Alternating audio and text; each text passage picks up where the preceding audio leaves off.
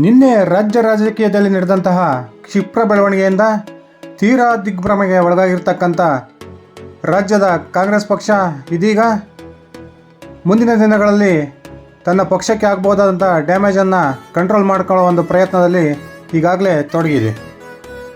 ಹೌದು ಸ್ನೇಹಿತರೆ, ಕಳೆದ ವಿಧಾನಸಭಾ ಚುನಾವಣೆ ವೇಳೆಗೆ BJP ಪಕ್ಷದಿಂದ ಟಿಕೆಟನ್ನು ನಿರಾಕರಿಸಲ್ಪಟ್ಟು ಕಾಂಗ್ರೆಸ್ ಸೇರ್ಪಡೆಯಾಗಿ ವಿಧಾನಸಭಾ ಚುನಾವಣೆಯನ್ನು ಫೇಸ್ ಮಾಡಿದ್ದಂತಹ ಕರ್ನಾಟಕದ ಮಾಜಿ ಮುಖ್ಯಮಂತ್ರಿ, ಉತ್ತರ ಕರ್ನಾಟಕ ಭಾಗದ ಪ್ರಮುಖ ಲಿಂಗಾಯತ ನಾಯಕ ಜಗದೀಶ್ ಶೆಟ್ಟರ್ ಇದೀಗ ಕಾಂಗ್ರೆಸ್ ಪಕ್ಷವನ್ನು ತೊರೆದು ತನ್ನ ವಿಧಾನ ಪರಿಷತ್ ಸ್ಥಾನಕ್ಕೆ ರಾಜೀನಾಮೆಯನ್ನು ಸಲ್ಲಿಸಿ BJPಗೆ ಸೇರ್ಪಡೆಯಾಗಿರ್ತಕ್ಕಂಥದ್ದು ನಮಗೆಲ್ಲ ಗೊತ್ತಿರತಕ್ಕಂಥ ವಿಚಾರ.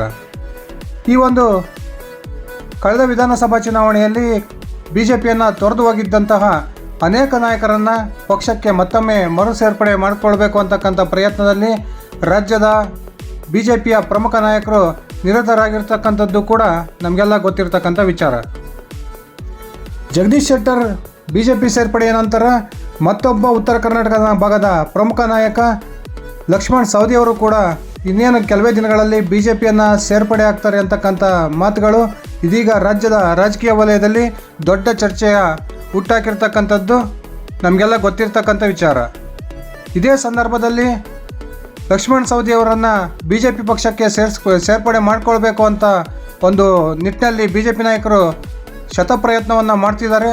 ಅದೇ ರೀತಿ ಲಕ್ಷ್ಮಣ್ ಸವದಿ ಅವರನ್ನು ಕಾಂಗ್ರೆಸ್ ಪಕ್ಷದಲ್ಲಿ ಉಳಿಸ್ಕೊಂಡು ಅವರಿಗೆ ಸೂಕ್ತ ಸ್ಥಾನಮಾನವನ್ನು ಕೊಡ್ತಕ್ಕಂಥ ಭರವಸೆಯನ್ನು ನೀಡೋದ್ರ ಮೂಲಕ ಕಾಂಗ್ರೆಸ್ನ ಪ್ರಮುಖ ನಾಯಕರು ಕೂಡ ಲಕ್ಷ್ಮಣ್ ಸವದಿ ಅವರನ್ನು ಪಕ್ಷ ಬಿಟ್ಟು ಹೋಗದಂತೆ ಪ್ರಯತ್ನದಲ್ಲಿ ತೊಡಗಿರ್ತಕ್ಕಂಥದ್ದು ನಾವು ಈಗಾಗಲೇ ಗಮನಿಸಿದ್ದೀವಿ. ಕಳೆದ ವಿಧಾನಸಭಾ ಚುನಾವಣೆಯಲ್ಲಿ ಬೆಳಗಾವಿಯ ಸಾಹುಕಾರ ರಮೇಶ್ ಜಾರಕಿಹೊಳಿ ಅವರ ಒತ್ತಡಕ್ಕೆ ಮಣಿದಿದ್ದಂತಹ BJP ಬೆಳಗಾವಿಯ ಅಥಣಿ ವಿಧಾನಸಭಾ ಕ್ಷೇತ್ರದಿಂದ ಕರ್ನಾಟಕ ರಾಜ್ಯದ ಮಾಜಿ ಉಪಮುಖ್ಯಮಂತ್ರಿ ಆಗಿನ BJPಯ ಬಹುದೊಡ್ಡ ನಾಯಕನಾಗಿದ್ದಂತಹ ಲಕ್ಷ್ಮಣ್ ಸವದಿ ಅವರಿಗೆ ಟಿಕೆಟನ್ನು ನಿರಾಕರಿಸಿದ್ದನ್ನು ನಾವೆಲ್ಲ ನೋಡಿದ್ವಿ. ಆ ಟಿಕೆಟ್ BJP ನಿರಾಕರಣೆ ನಂತರ BJPಯೊಂದಿಗೆ ತೀವ್ರ ಮುನ್ಸನ್ನು ವ್ಯಕ್ತಪಡಿಸಿದ್ದಂಥ ಲಕ್ಷ್ಮಣ್ ಸವದಿ ಅವರು ತದನಂತರ ಕಾಂಗ್ರೆಸ್ ಪಕ್ಷಕ್ಕೆ ಸೇರ್ಪಡೆಯಾಗಿ ಅದೇ ಅಥಣಿ ಕ್ಷೇತ್ರದಿಂದ ವಿಧಾನಸಭಾ ಚುನಾವಣೆಗೆ ಕಾಂಗ್ರೆಸ್ನಿಂದ ಸ್ಪರ್ಧಿಸಿ ಸುಮಾರು 75,000ಕ್ಕೂ ಹೆಚ್ಚು ಮತಗಳ ಅಂತರದಿಂದ ಮಹೇಶ್ ಕುಮಟಳ್ಳಿ ಅವರನ್ನು ಸೋಲಿಸಿ ಶಾಸಕರಾಗಿ ಆಯ್ಕೆಯಾಗಿದ್ದು ನಮಗೆಲ್ಲ ಗೊತ್ತೇ ಇದೆ. ಇದೀಗ ಮುಂದಿನ ಲೋಕಸಭಾ ಚುನಾವಣೆಯ ದೃಷ್ಟಿಯಿಂದ ರಾಜ್ಯದಲ್ಲಿ ಪಕ್ಷಾಂತರ ಪರ್ವ ಆರಂಭಗೊಂಡಿದ್ದು ನಿನ್ನೆ ತಾನೇ BJPಯ ಪ್ರಮುಖ ನಾಯಕ ಜಗದೀಶ್ ಶೆಟ್ಟರ್ ಅವರು ಮರಳಿ BJPಗೆ ಬಂದಿರೋದ್ರಿಂದ ಇದೀಗ BJP ಇನ್ನುಳಿದ ಪ್ರಮುಖ ನಾಯಕರನ್ನು ಕೂಡ ತನ್ನ ಪಕ್ಷಕ್ಕೆ ಸೆಳೆತಕ್ಕಂಥ ಪ್ರಯತ್ನದಲ್ಲಿ ನಿರಂತರವಾಗಿ ತೊಡಕೊಂಡಿದೆ ಅಂತಕ್ಕಂಥ ಮಾಹಿತಿ ಕೂಡ ಲಭ್ಯವಾಗಿದೆ. ಇನ್ನೇನು 2-3 ದಿನದಲ್ಲಿ ಲಕ್ಷ್ಮಣ್ ಸವದಿ ಅವರು ಹಾಗೆ ಗಾಲಿ ಜನಾರ್ದನ್ ರೆಡ್ಡಿ ಅವರು BJPಗೆ ಸೇರ್ಪಡೆ ಆಗ್ತಾರೆ ಅಂತಕ್ಕಂಥ ಮಾತುಗಳು ಚಾಲ್ತಿಯಲ್ಲಿರ್ತಕ್ಕಂಥ ಈ ಸಂದರ್ಭದಲ್ಲಿಯೇ ನಿನ್ನೆ ಕರ್ನಾಟಕ ರಾಜ್ಯದ ಉಪಮುಖ್ಯಮಂತ್ರಿ DK ಶಿವಕುಮಾರ್ ಅವರು ಲಕ್ಷ್ಮಣ್ ಸವದಿ ಅವರನ್ನು ಜೊತೆಗೂಡಿ ದಿಢೀರ್ ಪತ್ರಿಕಾಗೋಷ್ಠಿಯನ್ನು ಮಾಡೋದ್ರ ಮೂಲಕ ರಾಜ್ಯದ ರಾಜಕಾರಣಕ್ಕೆ ಒಂದು ದಿಢೀರ್ ಟ್ವಿಸ್ಟನ್ನೇ ಕೊಟ್ಟರು ಅಂತಲೇ ಹೇಳ್ಬೋದು. ಇದೀಗ ಲಕ್ಷ್ಮಣ್ ಸವದಿ ಅವರು ಕೂಡ ಮಾಧ್ಯಮಗಳೊಂದಿಗೆ ಮಾತನಾಡಿ, ನಾನು ಯಾವುದೇ ಕಾರಣಕ್ಕೂ ಜಗದೀಶ್ ಶೆಟ್ಟರ್ ಜೊತೆಗೆ ಕಾಂಗ್ರೆಸ್ ಪಕ್ಷಕ್ಕೆ ಬಂದವನಲ್ಲ, ನನಗೂ ಜಗದೀಶ್ ಶೆಟ್ಟರ್ಗೂ ಹೋಲಿಕೆ ಮಾಡಬೇಡಿ, ನಾನು ಯಾವುದೇ ಕಾರಣಕ್ಕೂ BJP ಪಕ್ಷಕ್ಕೆ ವಾಪಸ್ ಹೋಗ್ತಕ್ಕಂಥ ಪ್ರಶ್ನೆ ಇಲ್ಲ ಅಂತಕ್ಕಂಥ ಒಂದು ಸ್ಪಷ್ಟನೆಯನ್ನು ನೀಡಿದ್ದಾಗಲೂ ಕೂಡ ಇದೀಗ BJP ವಲಯದಿಂದ ಒಂದು ಪ್ರಮುಖ ವಿಷಯ ಹೊರಬಿದ್ದಿದೆ.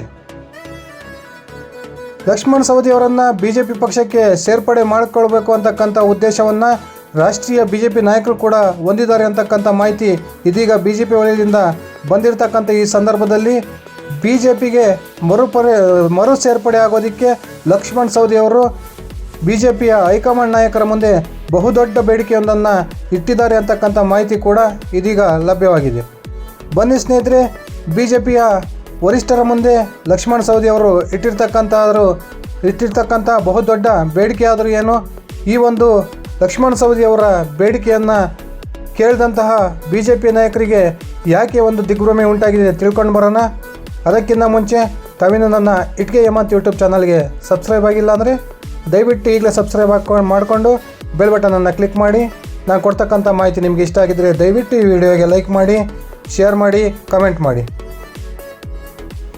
ಹೌದು ಸ್ನೇಹಿತರೆ, ಕಳೆದ ವಿಧಾನಸಭಾ ಚುನಾವಣೆಯಲ್ಲಿ ಲಕ್ಷ್ಮಣ್ ಸವದಿ ಅವರಿಗೆ BJP ಟಿಕೆಟ್ ನಿರಾಕರಿಸೋದಕ್ಕೆ ಪ್ರಮುಖ ಕಾರಣ ಬೆಳಗಾವಿಯ ಸಾಹುಕಾರ ರಮೇಶ್ ಜಾರಕಿಹೊಳಿ ಅಂತಕ್ಕಂಥದ್ದು ನಮಗೆಲ್ಲ ಗೊತ್ತೇ ಇದೆ.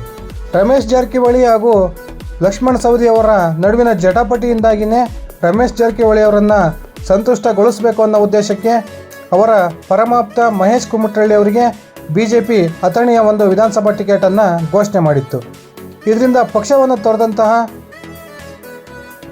ಲಕ್ಷ್ಮಣ್ ಸವದಿ ಅವರು ಕಾಂಗ್ರೆಸ್ನಿಂದ ಸ್ಪರ್ಧೆ ಮಾಡಿ ಬಹುಮತದ ಅಂತರದಿಂದ ಗೆದ್ದಿದ್ದು ಇದೀಗ ಇತಿಹಾಸ. ಆದರೆ ಕಾಂಗ್ರೆಸ್ಗೆ ಹೋಗಿದ್ದಂತಹ ಲಕ್ಷ್ಮಣ್ ಸವದಿ ಅವರಿಗೆ ಆ ಒಂದು ಕಾಂಗ್ರೆಸ್ನ ವಾತಾವರಣ ಹೊಂದಾಣಿಕೆ ಆಗ್ತಾ ಇಲ್ಲ ಅಂತಕ್ಕಂಥ ಮಾಹಿತಿ ಕೂಡ ಲಭ್ಯವಾಗಿದೆ. ತನ್ನ ರಾಜಕೀಯ ಜೀವಮಾನದ ಉದ್ದಕ್ಕೂ ಕಾಂಗ್ರೆಸ್ಸನ್ನು ವಿರೋಧ ಮಾಡ್ಕೊತಾನೆ ಬಂದಿದ್ದಂತಹ ಲಕ್ಷ್ಮಣ್ ಸವದಿ ಅವರಿಗೆ ಇದೀಗ ಕಾಂಗ್ರೆಸ್ನಲ್ಲಿ ಮುಂದುವರಿಯೋದಕ್ಕೆ ಇರಿಸುಮುರುಸು ಉಂಟಾಗ್ತಾ ಇದೆ ಅಂತಲೇ ಮಾಹಿತಿ ಇದೆ. ಕಾಂಗ್ರೆಸ್ನ ನಾಯಕರು ಲಕ್ಷ್ಮಣ್ ಸವದಿ ಅವರನ್ನು ಪಕ್ಷದಲ್ಲೇ ಉಳಿಸ್ಕೊಳ್ಬೇಕು ಅಂತಕ್ಕಂಥ ಪ್ರಯತ್ನಕ್ಕೆ ಕೈ ಹಾಕಿ ನಾನು ನಿನ್ನೆ ತಾನೇ ಪ್ರಸಾರ ಮಾಡಿದ್ದಂತೆ ಶೀಘ್ರದಲ್ಲಿಯೇ ಲಕ್ಷ್ಮಣ್ ಸವದಿ ಅವರಿಗೆ ಒಂದು ಮಂತ್ರಿ ಸ್ಥಾನದ ಆಫರನ್ನು ನೀಡೋದ್ರ ಮೂಲಕ ಲಕ್ಷ್ಮಣ್ ಸವದಿ ಅವರನ್ನು ಪಕ್ಷದಲ್ಲಿ ಉಳಿಸಿಕೊಳ್ಳತಕ್ಕಂಥ ಪ್ರಾಮಾಣಿಕ ಪ್ರಯತ್ನಕ್ಕೆ ಮುಂದಾಗಿದ್ದಾರೆ. ಆದರೆ ಇದೀಗ ಉತ್ತರ ಕರ್ನಾಟಕ ಭಾಗದ ಪ್ರಮುಖ BJPಯ ನಾಯಕರುಗಳಿಂದ ಅದೇ ರೀತಿ ತನ್ನದೇ ಕಾರ್ಯಕರ್ತರಿಂದ ಒತ್ತಡಕ್ಕೆ ಒಳಗಾಗಿರ್ತಕ್ಕಂಥ ಲಕ್ಷ್ಮಣ್ ಸವದಿ ಅವರು ಬಹುತೇಕ BJPಯನ್ನು ಸೇರ್ಪಡೆಯಾಗೋದು ಫಿಕ್ಸ್ ಅಂತಲೇ ಹೇಳ್ತಕ್ಕಂಥ ಮಾತು ಈಗಾಗಲೇ ಕೇಳಿಬರ್ತಾ ಇದೆ. ಆದರೆ ಇದೀಗ ಲಕ್ಷ್ಮಣ್ ಸವದಿ ಅವರು ತಾನು BJP ಪಕ್ಷಕ್ಕೆ ಸೇರ್ಪಡೆ ಆಗಬೇಕು ಅಂದರೆ ನನ್ನದೊಂದು ಪ್ರಮುಖವಾದ ಬೇಡಿಕೆ ಇದೆ, ಅದನ್ನು ತಾವು ಈಡೇರಿಸೋದಾದರೆ ಮಾತ್ರ ನಾನು BJP ಪಕ್ಷಕ್ಕೆ ಸೇರ್ಪಡೆ ಆಗ್ತೀನಿ ಅಂತಕ್ಕಂಥ ಒಂದು ಕಂಡೀಷನನ್ನು BJPಯ ಹೈಕಮಾಂಡ್ ವರಿಷ್ಠರ ಮುಂದೆ ಇಟ್ಟಿದ್ದಾರೆ ಅಂತಕ್ಕಂಥ ಮಾಹಿತಿ ಇದೀಗ ಲಭ್ಯವಾಗಿದೆ. ತಾವು ಈಗಾಗಲೇ ಶಾಸಕರಾಗಿರ್ತಕ್ಕಂಥ ಕಾಂಗ್ರೆಸ್ ಪಕ್ಷವನ್ನು ಬಿಟ್ಟು ನಾನು BJPಗೆ ಸೇರ್ಪಡೆ ಆಗದೇ ಆದರೆ BJP ನನಗೆ ರಾಜ್ಯ ಮಟ್ಟದಲ್ಲಿ ದೊಡ್ಡ ಒಂದು ಹುದ್ದೆಯನ್ನು ನೀಡಬೇಕು ಅಂತಕ್ಕಂಥ ಬೇಡಿಕೆಯನ್ನು ಇದೀಗ ಲಕ್ಷ್ಮಣ್ ಸವದಿ ಅವರು ಇಟ್ಟಿದ್ದಾರೆ ಅಂತಕ್ಕಂಥ ಮಾಹಿತಿ ಇದೆ. ಹಾಗಾದರೆ ದೊಡ್ಡ ಹುದ್ದೆ ಅಂದರೆ ಏನು? BJPಯ ನಾಯಕರು ಆಯಿತು ನಿಮಗೆ ದೊಡ್ಡ ಹುದ್ದೆ ಕೊಡ್ತೀವಿ ಅಂತ ಒಪ್ಕೊಂಡಾಗಲೂ ಸಹ ಈ ದೊಡ್ಡ ಹುದ್ದೆಯ ಬೇಡಿಕೆ ದೊಡ್ಡ ತಲೆನೋವಾಗಿ BJP ನಾಯಕರಿಗೆ ಪರಿಣಮಿಸಿದೆ ಅಂತಲೇ ಹೇಳ್ಬೋದು. ಲಕ್ಷ್ಮಣ್ ಸವದಿ ಅವರು ಇಟ್ಟಿರ್ತಕ್ಕಂಥ ದೊಡ್ಡ ಹುದ್ದೆಯ ಬೇಡಿಕೆ ಏನು ಅಂದರೆ ಮುಂದಿನ ವಿಧಾನಸಭಾ ಚುನಾವಣೆಯಲ್ಲಿ ಕರ್ನಾಟಕದಲ್ಲಿ BJP ಬಹುಮತ ಪಡೆದು ಅಧಿಕಾರಕ್ಕೆ ಬಂದರೆ ನೀವು ನನ್ನನ್ನು ಮುಖ್ಯಮಂತ್ರಿ ಅಭ್ಯರ್ಥಿಯನ್ನಾಗಿ ಘೋಷಣೆ ಮಾಡಬೇಕು ಅಂತಕ್ಕಂಥ ಬೇಡಿಕೆಯನ್ನು ಇದೀಗ BJPಯ ವರಿಷ್ಠರ ಮುಂದೆ ಲಕ್ಷ್ಮಣ್ ಸವದಿ ಅವರು ಇಟ್ಟಿದ್ದಾರೆ ಅಂತಕ್ಕಂಥ ಒಂದು ಮಾಹಿತಿ ಬಂದಿದೆ. ಲಕ್ಷ್ಮಣ್ ಸವದಿ ಅವರ ಈ ಒಂದು ಮುಖ್ಯಮಂತ್ರಿ ಸ್ಥಾನದ ಬೇಡಿಕೆಯಿಂದ ತೀವ್ರ ಕಕ್ಕಾಬಿಕ್ಕಿಯಾಗಿರ್ತಕ್ಕಂಥ BJPಯ ವರಿಷ್ಠರು ಈ ಒಂದು ಲಕ್ಷ್ಮಣ್ ಸವದಿ ಅವರ ಬೇಡಿಕೆಗೆ ಯಾವುದೇ ರೀತಿಯ ಪ್ರತಿಕ್ರಿಯೆಯನ್ನು ನೀಡಿಲ್ಲ ಅಂತಕ್ಕಂಥ ಮಾಹಿತಿ ಕೂಡ ಲಭ್ಯವಾಗಿದೆ. ಹೌದು ಸ್ನೇಹಿತರೆ, ಈಗಾಗಲೇ ಕರ್ನಾಟಕ ರಾಜ್ಯದ ಉಪಮುಖ್ಯಮಂತ್ರಿಯಾಗಿ ಅಧಿಕಾರವನ್ನು ಅನುಭವಿಸಿರ್ತಕ್ಕಂಥ ಲಕ್ಷ್ಮಣ್ ಸವದಿ ಅವರು ಅವರ ಮುಂದಿನ ಗುರಿ ಏನಿದ್ರು ಮುಖ್ಯಮಂತ್ರಿ ಸ್ಥಾನ.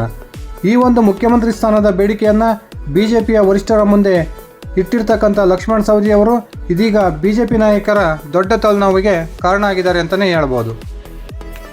ಲಕ್ಷ್ಮಣ್ ಸವದಿ ಅವರು ಇದೀಗ ಕಾಂಗ್ರೆಸ್ನಲ್ಲಿ ಮುಂದುವರಿಯಲಾಗದೆ BJPಗೂ ವಾಪಸ್ ಬರೋಕ್ಕಾಗದೆ ಅಡಕತರಿಯಲ್ಲಿ ಸಿಗಾಕೊಂಡಿದ್ದಾರೆ ಅಂತಕ್ಕಂಥ ಮಾಹಿತಿ ಕೂಡ ಇದೀಗ ಲಭ್ಯವಾಗಿದೆ.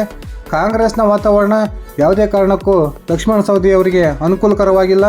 ಹಾಗೆಯೇ BJPಗೆ ವಾಪಸ್ ಬರೋದಕ್ಕೆ ಇರ್ತಕ್ಕಂಥ ಪ್ರಮುಖ ಅಡೆತಡೆ ಅಂದರೆ ಅದು ಬೆಳಗಾವಿಯ ಸಾಹುಕಾರ ರಮೇಶ್ ಜಾರಕಿಹೊಳಿ. ಈಗಾಗಲೇ ನಾನು ನನ್ನ ಹೆಣ ಕೂಡ BJPಗೆ ಹೋಗೋದಿಲ್ಲ ಅಂತಕ್ಕಂಥ ಒಂದು ಹೇಳಿಕೆಯನ್ನು ಈ ಹಿಂದೆ ಲಕ್ಷ್ಮಣ್ ಸವದಿ ಅವರು ಕೊಟ್ಟಿದ್ದನ್ನು ನಾವೆಲ್ಲ ಗಮನಿಸಿದ್ದೀವಿ. ಅದೇ ರೀತಿ ಲಕ್ಷ್ಮಣ್ ಸವದಿ ಅವರನ್ನು ಪಕ್ಷವನ್ನು ಬಿಟ್ಟು ಹೋದಂಥ ಸಂದರ್ಭದಲ್ಲಿ ರಮೇಶ್ ಜಾರಕಿಹೊಳಿ ಅವರು ಕೂಡ ಇವ್ರ ಮೇಲೆ ತೀವ್ರ ವಾಗ್ದಾಳಿಯನ್ನು ನಡೆಸಿ ನಮ್ಮ ಪಕ್ಷದಲ್ಲಿ ಇದ್ದಂಥ ಒಂದು ಶನಿ ಬಿಟ್ಟೋಯ್ತು ಅಂತಕ್ಕಂಥ ಹೇಳಿಕೆಯನ್ನು ಕೊಟ್ಟಿದ್ದನ್ನು ಕೂಡ ನಾವೆಲ್ಲ ಗಮನಿಸಿದ್ದೀವಿ.